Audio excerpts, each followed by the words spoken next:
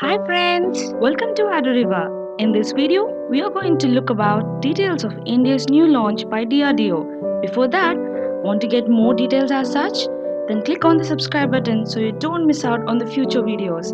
Now let's get into the video. India's Defense Research and Development Organization DRDO in a major technological breakthrough.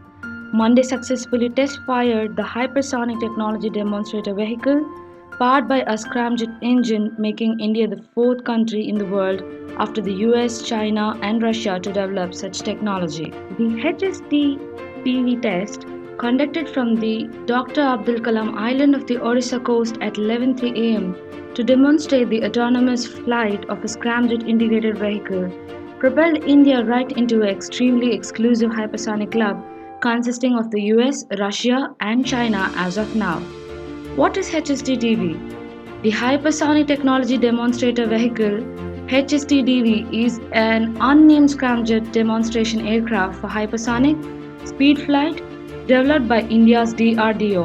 HSTDV is not a weapon itself, but and is being developed as a carrier vehicle for hypersonic and long-range cruise missiles.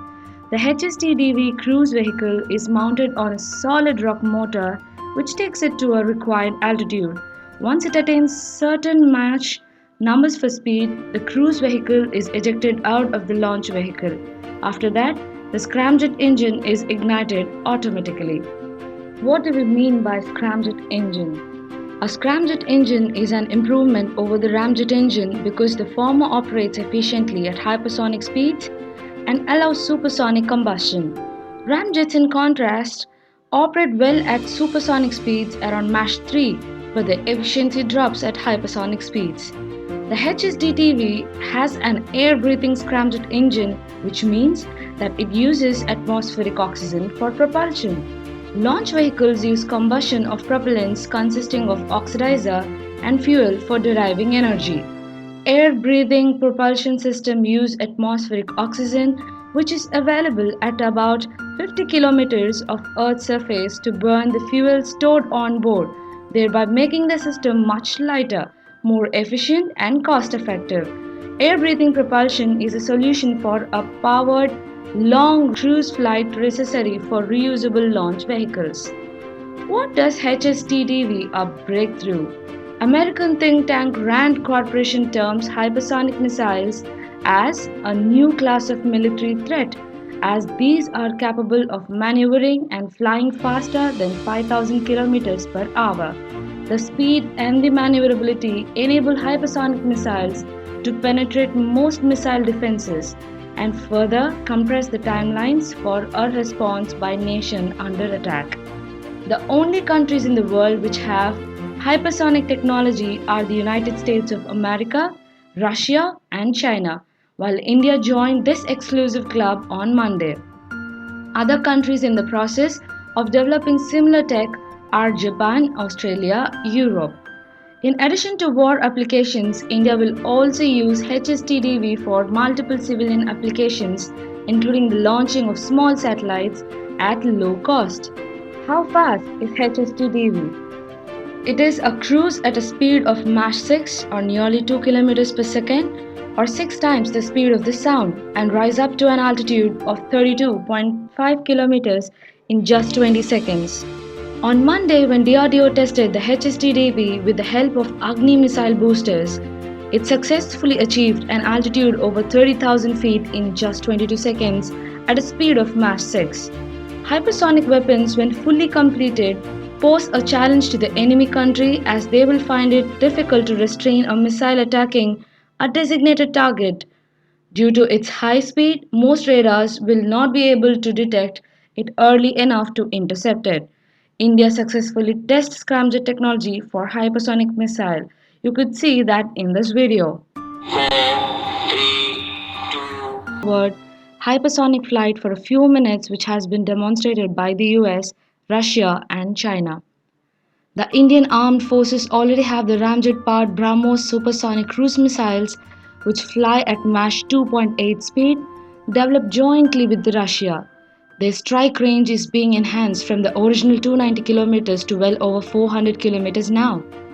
In Monday's test, The cruise vehicle's air intake opened as planned.